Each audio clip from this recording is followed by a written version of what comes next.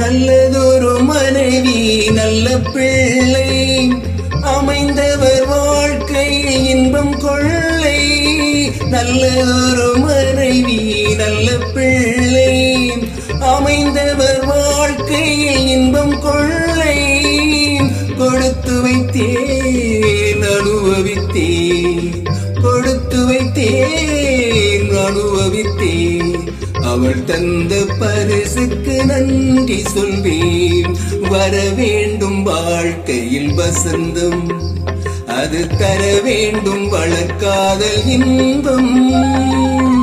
உனக்கென நானும் எனக்கென நீயும் இல்லறம் தொடரட்டும் இனிதாக என்றும்.